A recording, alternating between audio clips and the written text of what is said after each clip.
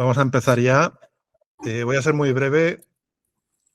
Buenas noches a todos. Hoy tenemos el placer de contar con Damon Neaves, el CEO de Finder Energy. Son las 7 de la mañana en la parte de Australia que él está, así que le agradecemos el esfuerzo por estar con nosotros. Y le ha supuesto un buen madrugón. Como sabéis, Finder Energy es una compañía con un proyecto realmente extraordinario en Timor-Leste. Y más extraordinario aún es que una compañía de su tamaño, una Junior Oil and Gas, haya podido llegar tan lejos como lo ha hecho hasta ahora en lo que es el avanzar este proyecto. La compañía está a punto de dar una serie de pasos ya definitivos para llegar a la explotación de este PSC en Timor-Leste, con noticias claves que se esperan en los próximos meses. Damon nos va a ofrecer un update sobre el proyecto, repasando la última presentación, explicando en qué punto se encuentra, y luego pasaremos a una sesión de preguntas y respuestas. En cualquier momento podéis ir escribiendo vuestras preguntas. Si no me las habéis pasado ya antes por el Discord, podéis usar el chat de Google Meets y yo las iré añadiendo si es que no estaban ya en las preguntas que teníamos anteriormente. Good evening, everyone, or good night. Tonight we have the pleasure of welcoming Damon Neaves, the CEO of Finder Energy. I'll keep this brief, as it's currently 7 a.m. in Australia. We truly appreciate the effort of Damon of being with us so early. As you know, Finder Energy has a truly outstanding project in Timor-Leste. And even more remarkable, it's the fact that a junior oil company of Finder size has managed to take on this project and advance it as far as it has done until now. The company is now approaching a series of steps towards the development of this PSC in Timor-Leste, with key news expected over the coming months. Damon will now provide us with a project update, walking us through the latest presentation and explaining where the project currently stands.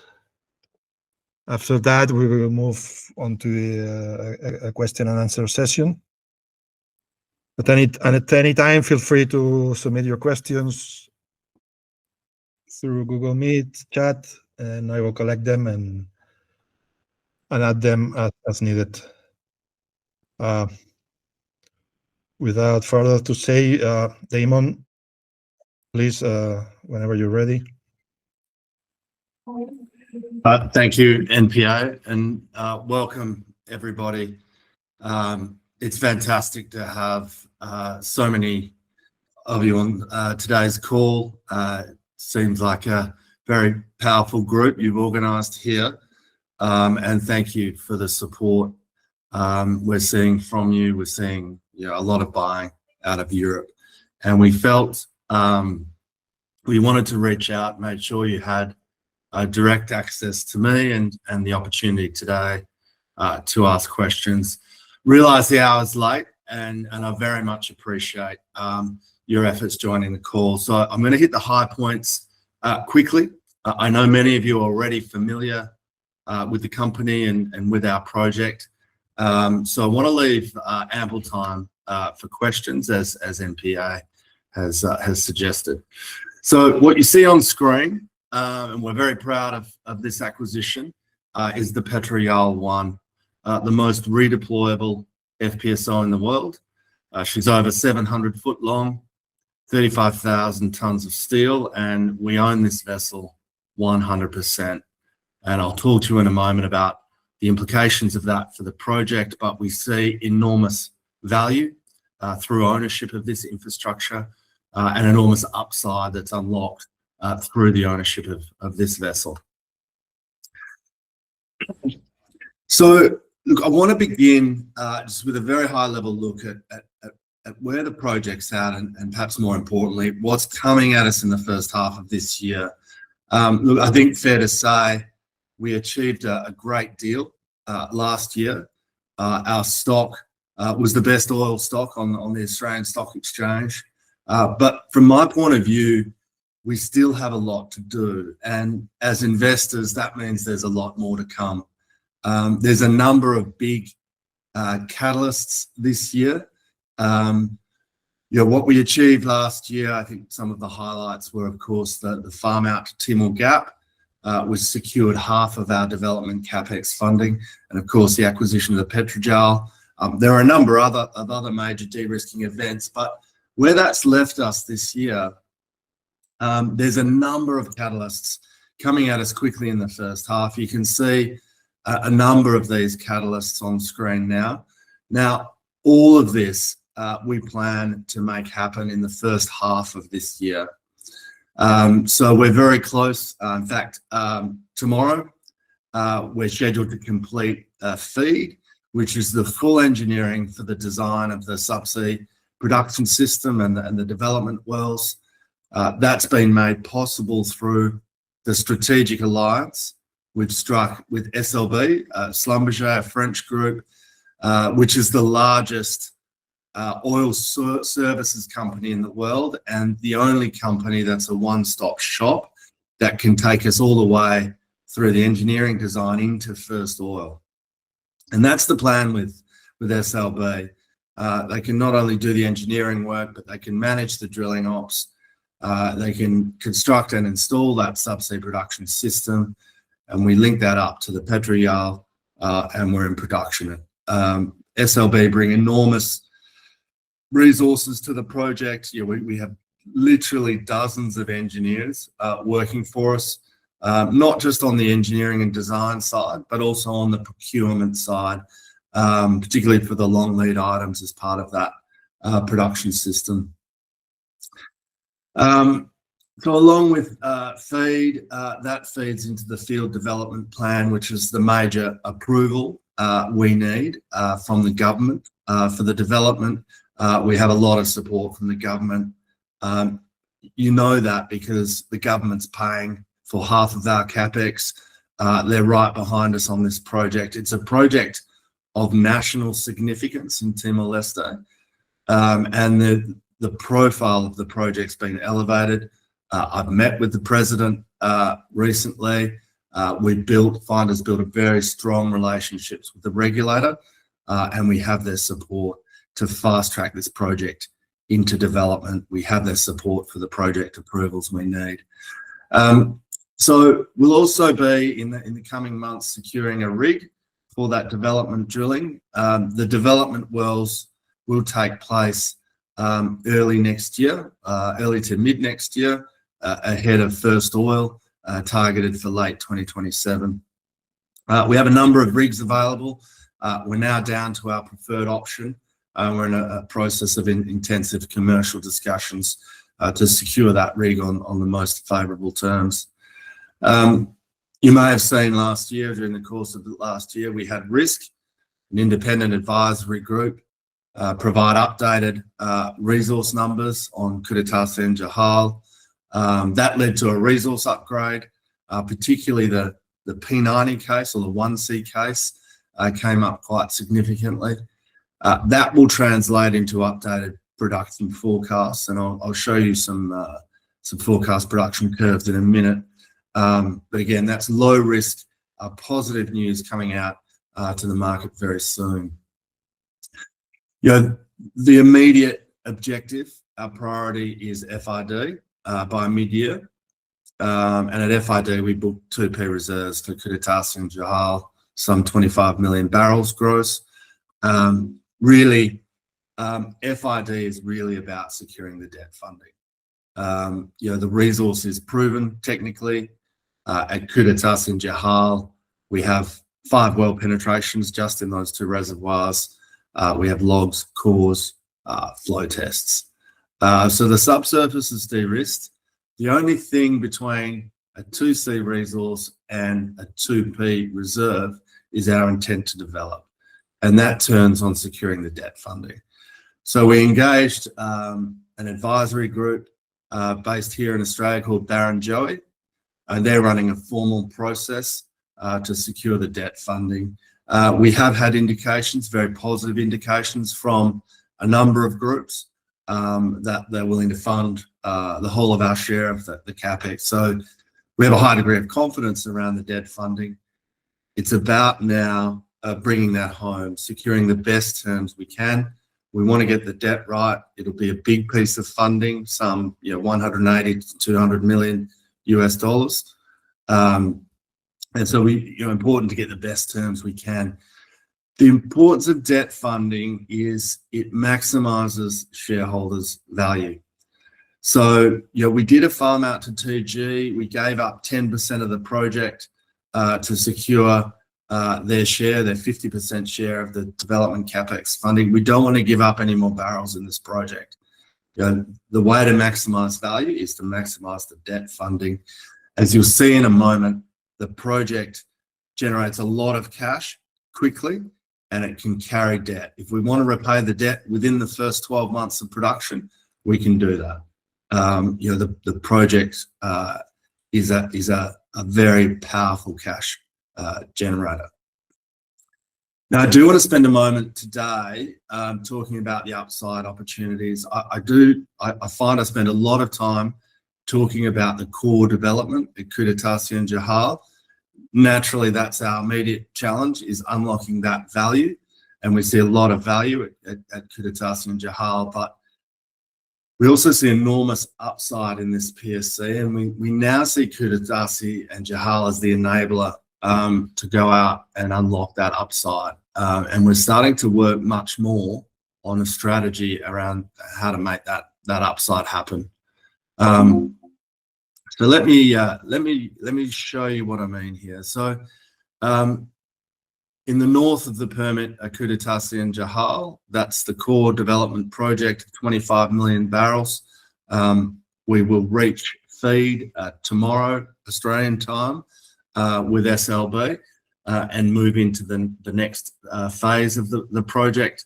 And that's where we see the core value.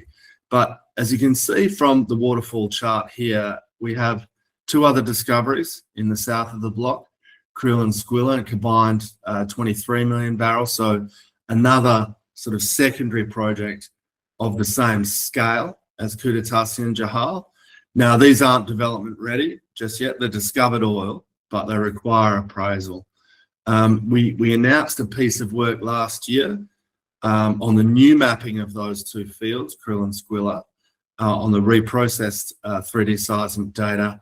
When we remapped them, these fields got much bigger, the gross rock volume. And so we'll be putting out some updated resource estimates. It's looking like these fields are bigger than expected, which again will help high grade these opportunities for drilling. And of course, the blue pieces here, the blobs on the map, they're all exploration prospects. They're near field, low risk prospects, very high margin oil to tie back. One of them here, if you can see my cursor on screen, Lanjara, is only about 5 kilometers away from where we'll be placing the FPSO between Kudetasi and Jahal. Now, we risk these exploration prospects at around 50% chance of success. This whole area, quite a prolific area, one of the most prolific areas around Australia in terms of oil production. Just this patch has seen over 300 million barrels of oil produced from these legacy fields just around the edge of the block, all produced from the same formation, the Laminaria formation that we'll be producing from Kudetasi and Jahal. But the industry has achieved a very high exploration success rate in this area. We've had a total of 34 wells drilled and 17 discoveries. So right on 50% exploration success rate, which is well above industry averages globally. Now, if I can cut to the chase and just show you the prize we're chasing here at Kudetasi and Jahal. This is the exciting part of this project. So this is the production curve I mentioned earlier. So this is the base case, the 2C case. showing the 3 wells, 2 wells in Kudetasi, 1 well in Jahal. And you can see daily production rates on the y-axis here. The x-axis is years, and you can see this cumulative production curve, the blue line. You can see in 2 years we produced 15 million barrels of oil, over half of our reserve at Kudetasi and Jahal. Now, to wrap some numbers around that, at $70 oil, you're talking over $1 billion in revenue. And keep in mind that those 2 years are 2028 and 2029. So that's what's coming at us. This is why we place such a high priority and such urgency around the fast track development of these fields. It's to unlock these cash flows and generate that value in 2028 and 2029. It's why we brought these enormous resources to bear on the project by SLB, and why we ultimately acquired the infrastructure, the Petro-Real. This is an extraordinary project. NPA mentioned in his opening remarks, just what a unique opportunity this is. And I really feel as a junior oil company, we've been very fortunate. We bought this asset off majors, Eni, Italian oil major, and Impex, large sort of Japanese LNG producer. And they've spent over $100 million de-risking the subsurface. And it's left us in a position where we've stepped into a project that's ready to go, that's there to develop, and these cash flows are near term. And that's quite an extraordinary thing for a company of our size. Look, the other main point I wanted to touch on was just what the Petro-Real means for this project. So I mentioned in my opening remarks that this is the most redeployable FPSO in the world. It actually holds the world record. It's been on 11 different projects. Kudetasi and Jahal will be its 12th. Now, because of that, the vessel's been very well maintained. It's been through, between deployments, been through a number of shipyard campaigns to replace steel, to upgrade the systems, to build new systems. You can see the production kit on the top sides. It has everything we need for the Kudetasi and Jahal development. It has water handling, the oil separation. It has power generation. It has the artificial lift systems we need. To build this today would take over $500 million, and it would take us 5 years. So, we're really fortunate to have a vessel that we can redeploy, ready built, ready to go, put it on station and get into production quickly at Kudetasi and Jahal, and unlock that cash flow stream I spoke about a moment ago.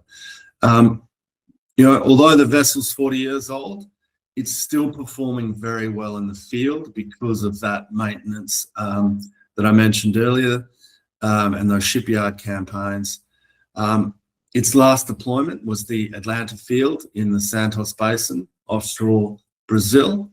And in the last 6 years, it's produced 30 million barrels there. And this is Atlanta was a much more challenging deployment than what we're asking at Kudetasi and Jahal. It's deep water, 1.5 kilometers water depth versus 400 meters in Timor, and heavy oil versus our light sweet crude, which is much more mobile, much more easy to handle and process.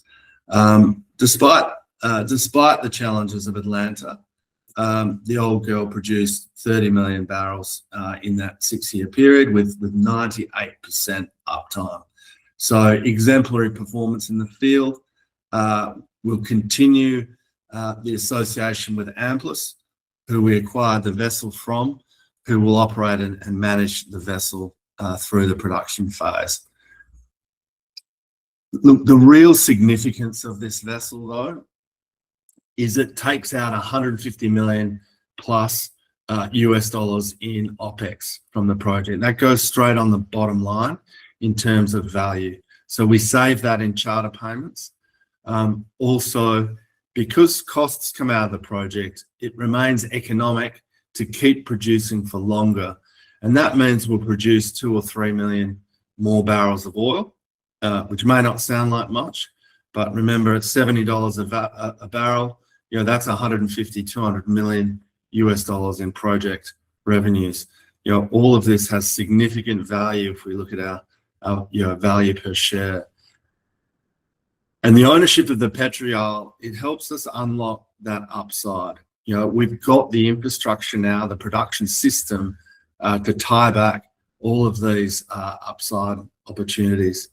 So look, for me, Kudeta Jahal, it's a once in a career opportunity to find a project like this, fully de-risked, ready to develop. And then what's getting us really excited now is unlocking all of these upside opportunities. Every one of those opportunities is another Kudeta Jahal. So we just keep going. It becomes self-funding. So what's great about PSCs is that you're strongly incentivized to keep drilling because you can cost recover those exploration or appraisal wells out of our production from Kudeta Jahal, which effectively means the government pays for those wells out of their share of the profit oil. Now, look, I wanted to be brief because I know there is a number of questions, and perhaps I'll pass back to NPA for those questions.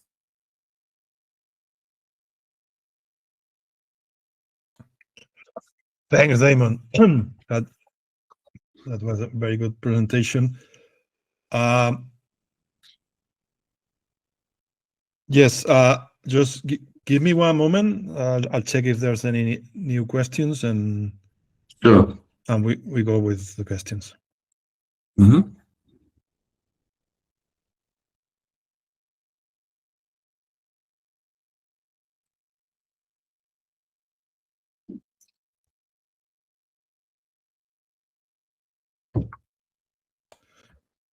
Okay, I'll start with the financing, which the pending debt funding, which you haven't touched on much. Mm-hmm. I would like to know.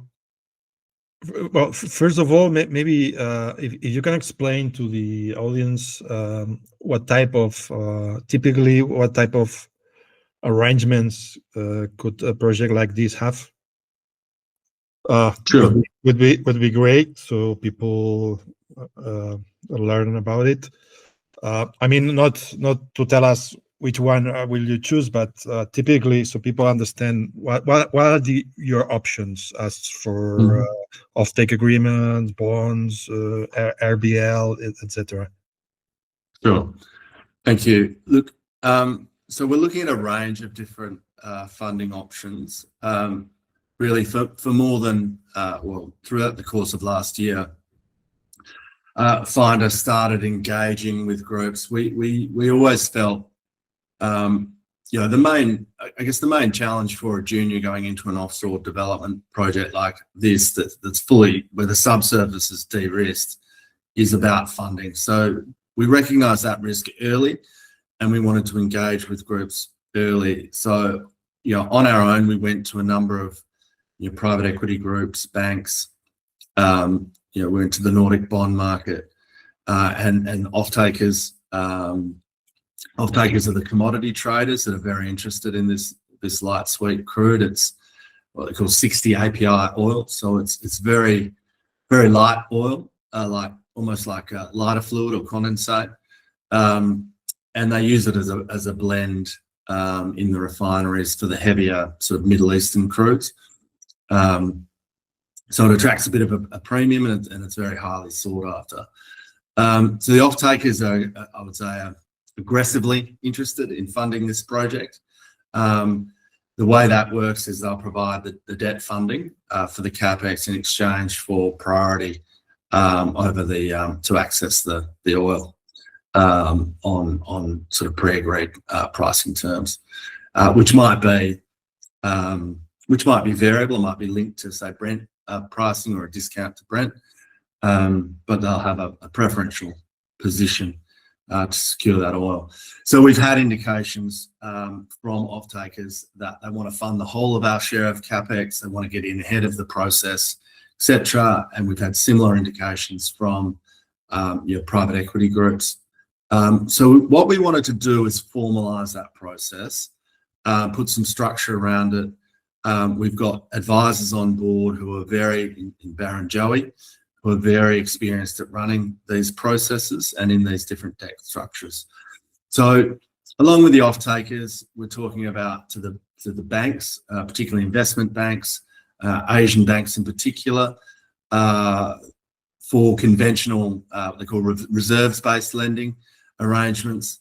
We've been engaged with the Nordic bond market. Again, we've got very strong indications from the Nordic bond market that they'll fund our share of the remaining share of the CapEx.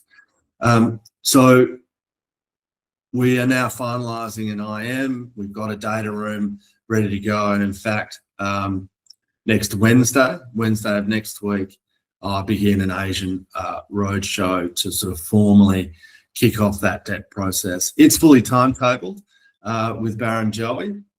So we're working towards a timetable which would see the arrangements for the debt completed during May, ahead of FID in June. So look, we're very well organised on that front. And I think, with the soundings we've done and the discussions we've had with various groups, we go into this process knowing the debt's going to be available. It's really about getting the right structures and the best terms we can, and of course doing it quickly to fit in with our sort of aggressive project timetable, which sees us at FID by mid-year. So the debt's looking good, in short, and we see this as really the last big piece of risk around the development falling into place around the time of FID, so within a matter of months. Thank you. Thank you, Damon. So I take it from your words that we are on track for the timing that was previously disclosed. That would be to have the debt solution by second quarter. Also, could you comment on the conditions of these possible financings around hedging? I mean, yeah. Would you need to hedge a lot of upcoming production? And also, from what you told, I understand that you could probably get all the 170 millions that are needed. Yeah. So in terms of the hedging part of the question, that's still to be negotiated. I mean, the group that, amongst the different sources of funding, the group that requires hedging will be the banks under sort of conventional, RBL lending structures. Typically they would require us to hedge a proportion of our production that's sufficient to cover, obviously, the debt repayments, the interest, and our OPEX potentially as well. Because these are high margin barrels, that would leave a lot of the production free. And it would be at our discretion whether we look to sort of hedge further than that. But I think our view is hedge as a sort of defensive mechanism to protect against downside. This project naturally has its own downside protection. A number of aspects of this project achieve that for us. Post the farming deal we did with Timor-Leste, Finder's break-even oil price on this project is in the $20. Obviously, oil's now in the mid-60s. So there's a lot of the project's very robust on the oil price downside, which is oil price is the biggest sensitivity in terms of NPV outcomes for a project like this.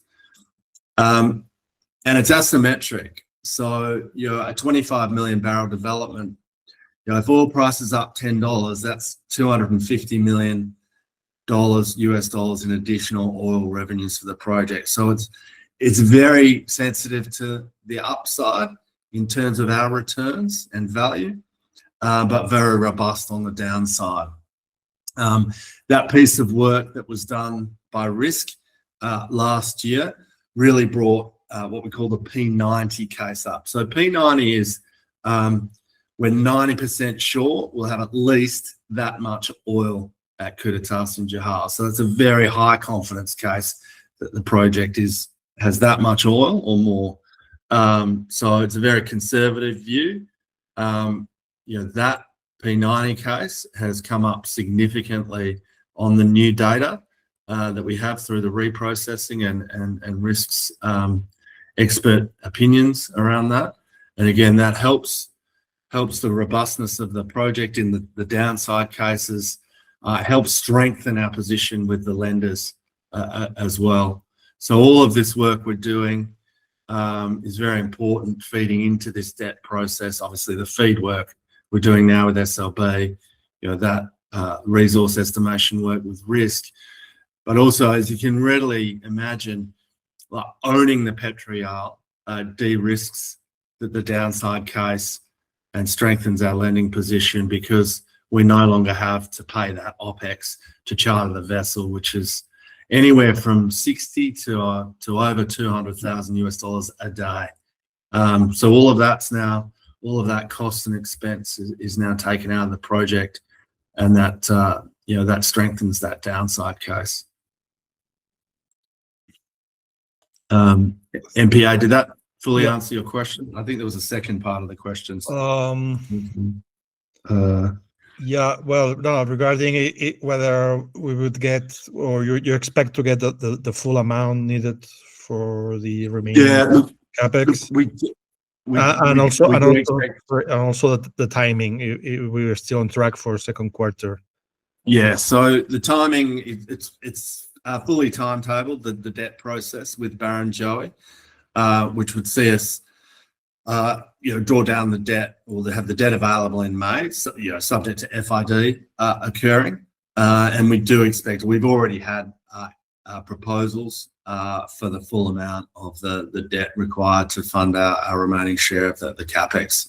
Around, we'll be seeking around 180 to 200 million US dollars through that debt process. So I think very high degree of confidence that the debt and the amount of debt will be available. It's really about securing the best terms we can at this point, and that's what this formalized process is intended to achieve. Thank you. Oh, thank you. So that leads me to another question, a recurring question from several people from the group, and it's whether you think any dilution in terms of new shares issued will we need from now on, or, as you said, if the full amount can be get with debt and avoid any further share dilution. Yeah, look, your capital management, obviously that's a matter for the board's discretion, not myself alone. But I think we raised capital in December of last year. That capital was sufficient for us to achieve our immediate objectives, which is to achieve FID by mid-year, and has left us in a strong position to execute that strategy.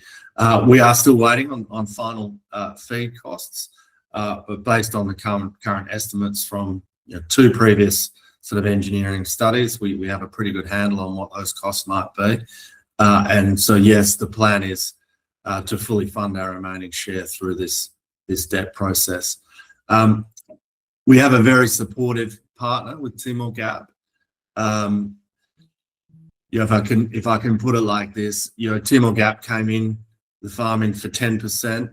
I think we didn't want to give up any more equity, but certainly, they've indicated they can fund up to 75% of the project capex if needed, the gross capex.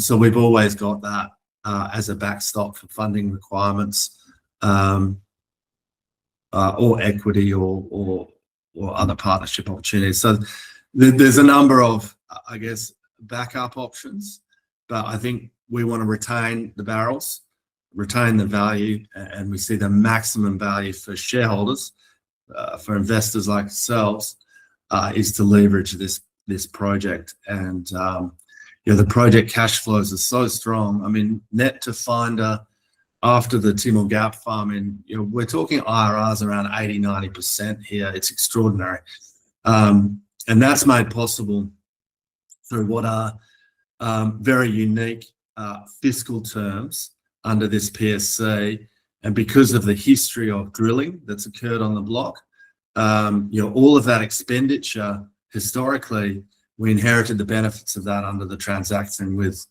E&I and Impex, the vendors here. Under the PSC, those historical costs are all recoverable from production out of the government's share of production. So we get all the oil from this project. We still pay our dues in Timor through corporate income tax on the profits we generate from that cost recovery, but it's not taxed like any other oil or non-renewable project anywhere else in the world because of that unique cost recovery position. Under the PSC, that 100 million's been compounding at 15% per annum. Today, it's over 300 million in cost oil we get back first in priority. That continues to grow at 45 million per annum, plus all the costs we're spending, or plus all the CapEx, plus all the OpEx. We're actually $1 billion in revenues in before we split the profit oil with the government. So all we pay for this project is 30% corporate income tax on the profits. And that's what makes the economics sing. It really is quite an extraordinary thing. And that's what it's one of the things that make this project so unique, is we convert that production into free cash flow, net to Finder. Thank you. Yeah, that's actually amazing. And the more money you would put in the other targets on the PSC, that the more you defer paying taxes, that's quite amazing. The economy that represents. Yes. We like that because obviously the value of that upside is huge, but what we like about it is that it's self-funding. For example, a well on the Lanjara, we costed about $20 million, an exploration well here. That's a week's worth of production from Kudatas in Johal, and then we cost recover that 20 million against the government share of cost oil. So it's subsidised by virtue of that by around 85%. Just makes it the risk reward equation for going after this upside is fantastic here under this PSC. Yes, I agree. And now that you have mentioned free cash flow, getting to free cash flow,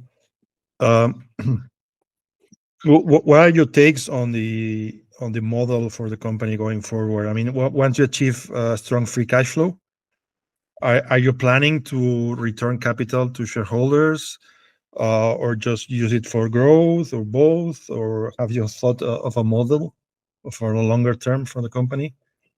Yeah, look, obviously it's early to be thinking about that, but and again, it's a matter for the board to determine our policies. But I'm sure that the board will be looking to return that cash flow to shareholders. You've seen the production curves. This project generates a lot of cash in those early years. We can comfortably repay the debt and return capital to shareholders, either by way of dividends or a capital return. We'll figure out the most tax-effective way to do that. But I'm sure that we'll be looking to, directly return, a big proportion of that free cash flow to shareholders. And I would say that the growth opportunities within the portfolio, I've given you a sense of that a moment ago. It's a very small part of the cash flows needed to pursue those growth strategies. I said a moment ago, to drill an exploration well, you're talking a week's worth of production. So I do see a significant surplus cash flows to return to shareholders here that have come with us on this journey and taken the risk. Yeah. Yeah, I think you said in a previous conference that a new exploration well would be only $20 million, which would be a few days of free cash flow. Yeah. So we can do it. We can pursue all that upside and return and pay the debt and return capital to shareholders. Yeah. Great. Thank you, Damon. I have another question that they sent me before through the Discord. I am curious about the strategies available to minimize royalty and tax payments. From what I recall, there are several mechanisms to keep them low in the early years, potentially including deductions relating to historical expenditures by any apex. Can you elaborate on this? Yeah, so as I mentioned, the cost pool today is over $300 million and it's compounding at 15% per annum, so 45 million. It grows 45 million per year. We add our capex on top of that, another 350 million, and then OPEX. As I say, we get all that as cost oil back before we have to share the profits with the government. And that's really what makes this project so tax effective. We still pay, as I say, 30% corporate income tax on our profit, as we should do. That's the state return, and we pay a 5% royalty to the government. There are some other mechanisms we're pursuing, and again, owning the Petro-Yal unlocks these opportunities. Because we own the Petro-Yal outside of the joint venture, which means the joint venture partners, Timor-Leste, will pay charter fees to our subsidiary that owns that vessel, as we will, as Finder will, but it's paying from one pocket to the other. But the benefit of that structure is those charter payments are cost recoverable. So although we're paying them, the government ends up subsidising them out of cost oil, which means we take more oil. Effectively, those payments are around 85% subsidised and all received within the Finder group. So those sorts of mechanisms are a way of, enhancing the value of the project, the overall value of the project, and it's made possible through owning the infrastructure. It's a powerful thing strategically. To be in control of the infrastructure, it opens all these opportunities that may not be readily apparent. Obviously, the OPEX saving is obvious, but there's all kinds of benefits to owning the infrastructure. And I think the deal we've done with the Petro-Yal, it's cost us, the headline value of the deal was $15 million, but the value unlocked through ownership of that vessel is hundreds of millions of dollars. We will look back and see that as one of the best deals we've done around this project. Thank you, Damon. So I take it from what you have told us that if you will have to choose between diluting the project on an equity share, the equity part that you hold of the project, or to have to issue more shares, you would choose the later one, no? Or at least that's what you have done until now. Well, it's amazing that you have kept 66% of the project so far. So if any dilution, because when people are asking me about dilution, they only think about printing shares, but I think that there's this very other important component that's diluting the ownership.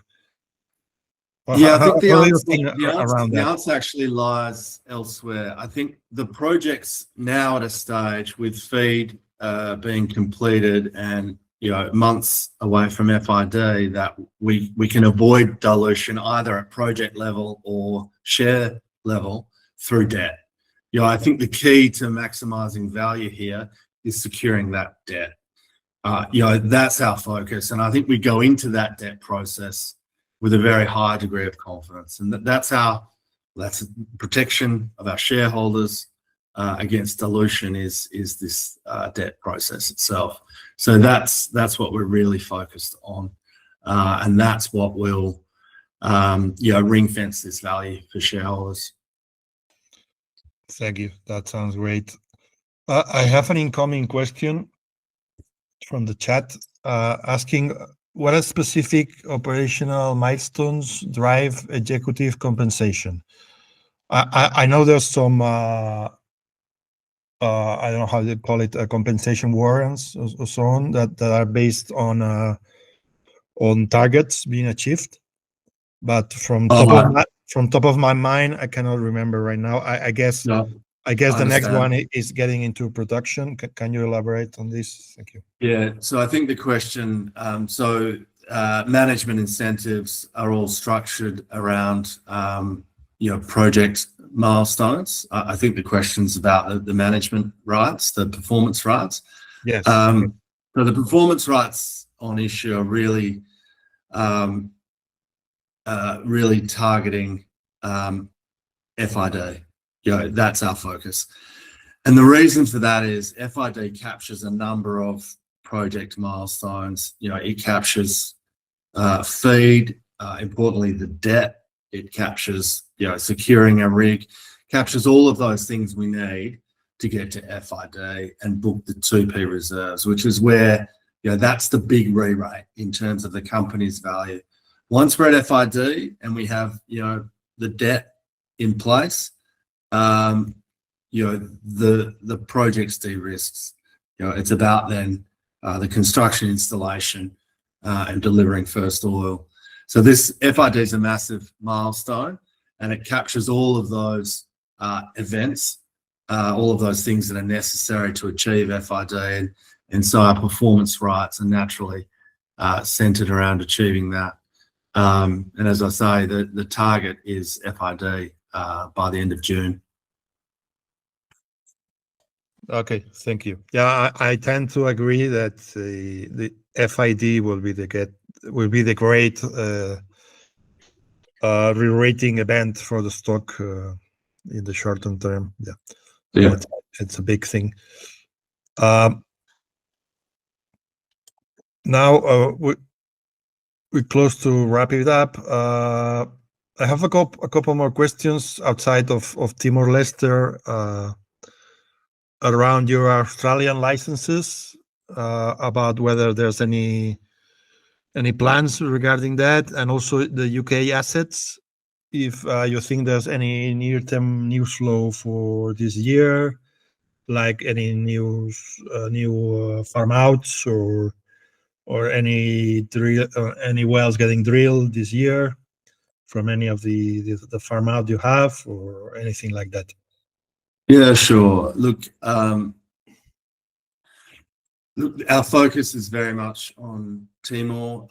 You can see why we see the near-term value there is so enormous, and we're very much focused on that. I think we're in a bit of a holding pattern in the UK and Australia. It's very good acreage in both cases. High impact potential. The thing is, it doesn't cost us much to hold on. We're not investing money there. Late last year, I think it was December, we announced a deal that brought Serica into our P2530 block, which you can see on screen here, if you can see my cursor. That contains the Wagtail discovery, around 19 million barrels.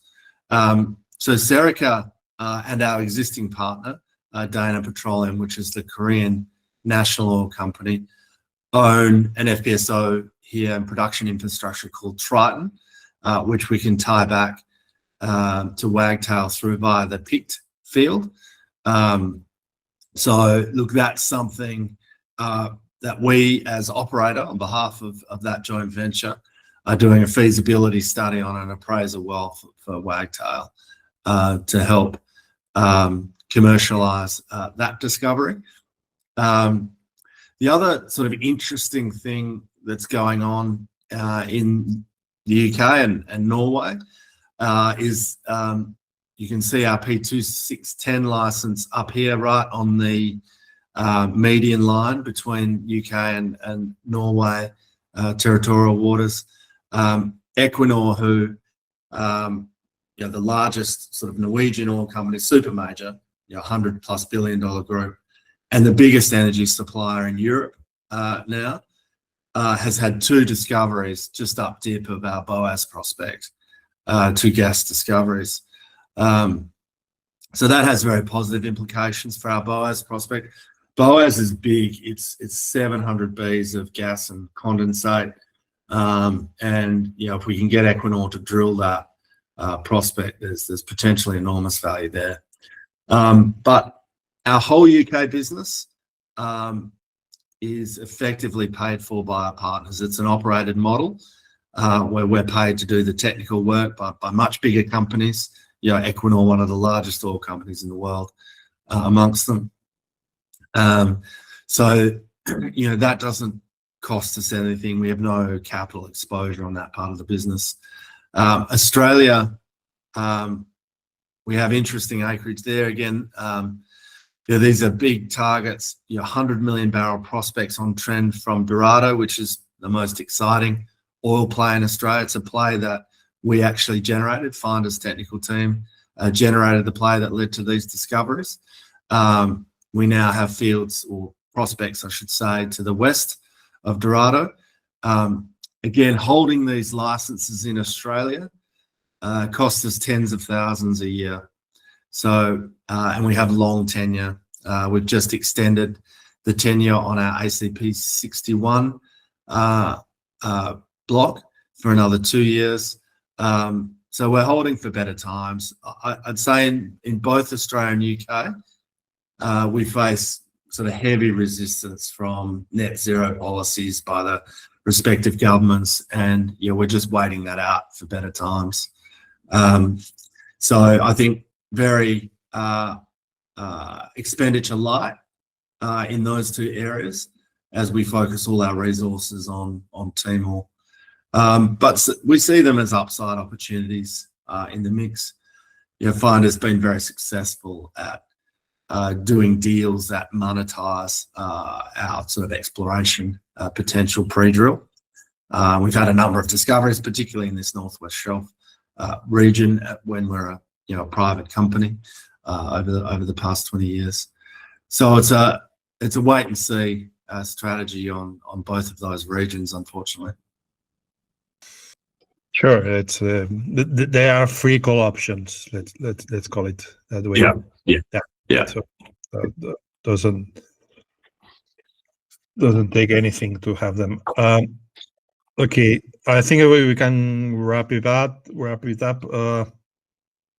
Just one last question is, what is your well, unless I have any new incoming question, this will be the last one. What's your general outlook on oil going forward for the foreseeable future? Look, that's a tough one. I mean, I don't think I have any particular insight beyond consensus views. Obviously, oil's in a short time cycle is very volatile. A crystal ball. But I guess I have a view.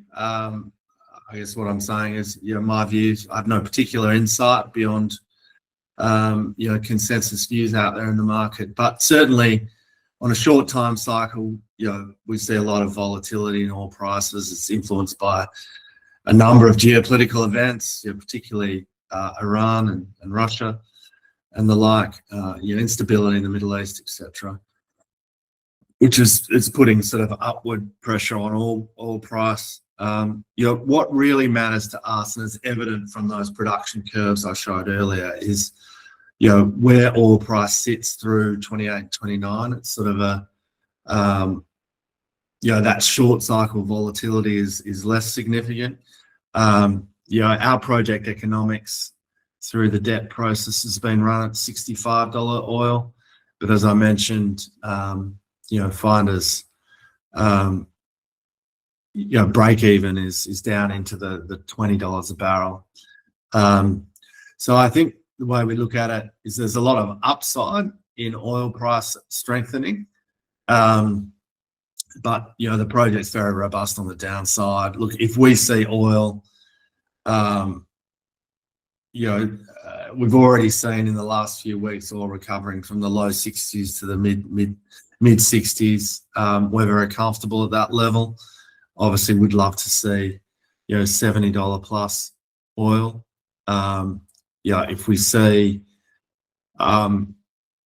see oil return to sort of heady days where it's $100 plus a barrel, then this has huge value implications for us. So we have that optionality, that exposure to the upside, and that protection, I think, that I described earlier to the downside.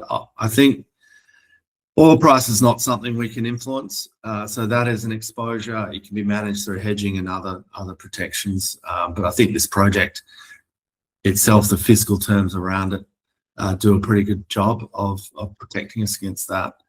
I did want to just finish on, I guess, from more of an investor's point of view. I think the pre-raise in December, saw us trading sort of mid-50s, mid-60s, and I think obviously quiet period over the Christmas New Year period. I think what we're going to see in the next few months is as we hit those various milestones on the screen, and they're all low risk things. They're things we have to hand that are coming. Some of them very quickly, like feed, etc. As we hit those milestones, I mean, you would expect the stock to return to that sort of mid-50s, mid-60s level, which is a good 50% uplift on where we're at today.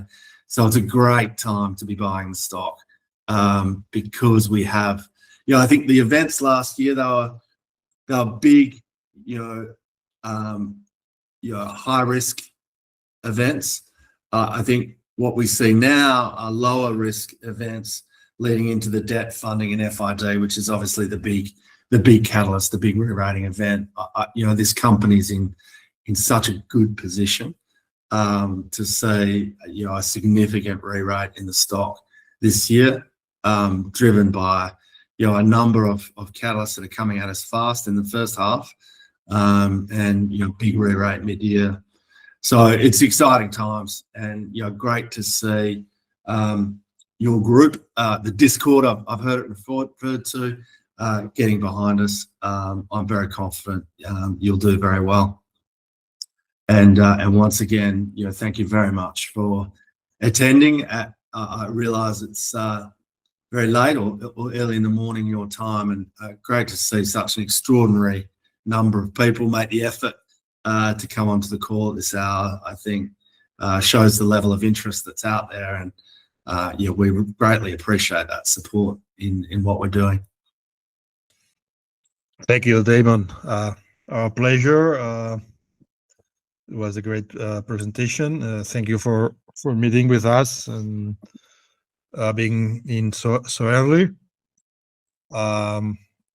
Tomorrow I will share the recording with the rest of the group. Couldn't make it today. And thank you very much again. My pleasure. Thank you. See you soon. Thank you. Bye. Bye.